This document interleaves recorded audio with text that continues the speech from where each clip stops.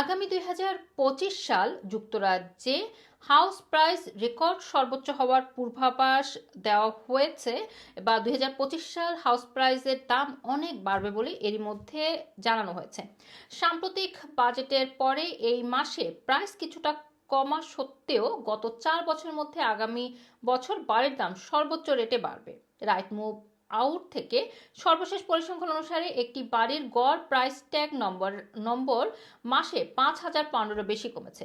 ব্রিটেনে বর্তমানে একটি বাড়ির আস্কিং প্রাইস 3,66,592 পাউন্ড, যা আগের মাসের চেয়ে 1.4% কমেছে।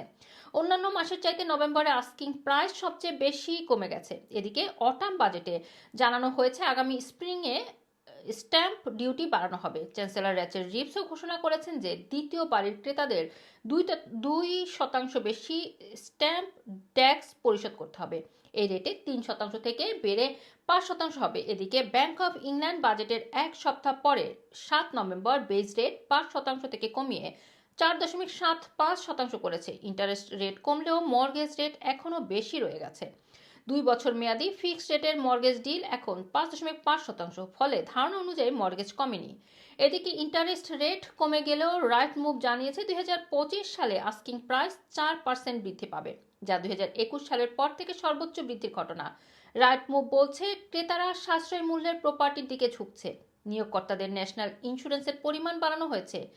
এই এক্সট্রা কস্ট ব্যবসা এবং স্যালারির উপর একটি নক অন প্রভাব ফেলবে। এদিকে bank of England interest rate 5% থেকে কমিয়ে 4.75% করলেও সামনের দিনে আবারও ইন্টারেস্ট রেট কমানোর সম্ভাবনা নেই। অর্থনীতিকে একটি সাস্টেনেবল অবস্থায় আনতে এমন সিদ্ধান্ত নেওয়া হবে বলে জানিয়েছে ব্যাংক অফ ইংল্যান্ডের গভর্নর।